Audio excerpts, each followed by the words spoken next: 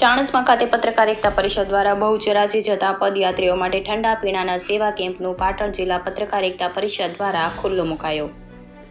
ગુજરાત રાજ્ય પત્રકારિતા પરિષદના નેજા હેઠળ પાટણ જિલ્લા પત્રકારિતા પરિષદ દ્વારા દાતા શ્રી પાટણ જિલ્લા પૂર્વ કેબિનેટ મંત્રી દિલીપજી વિરાજી સહિતના દાતાઓના સહયોગથી ચૈત્ર મહિનામાં આવતી પૂનમના દિવસે માતા ધામે શીશ નમાવવા જતા પગપાળા યાત્રાળુઓ માટે ઠંડા પીણાના સેવા કેમ્પનું આયોજન કરવામાં આવ્યું હતું. જેમાં આજરોજ વહેલી સવારે ચાણસ્મા ખાતે આવેલ સ્વામી સચ્ચિદાનંદ આશ્રમની આગળ પત્રકારિતા પરિષદના પ્રદેશ ઉપાધ્યક્ષ કમલેશભાઈ પટેલની વિશેષ ઉપસ્થિતિમાં તેમજ પાટણ જિલ્લા પત્રકારિતા પરિષદના હોદ્દેદારોની હાજરીમાં પાટણ જિલ્લાના દાતાઓ દ્વારા સેવા કેમ્પની રિબીન કાપીને દીપ પ્રાગટ્ય કરી સેવા કેમ્પ ખુલ્લો મૂકવામાં આવ્યો હતો. જેમાં તેમની સાથે સેવાકીય અને રાજકીય સંસ્થાઓના હોદ્દેદારો પણ હાજર રહ્યા હતા.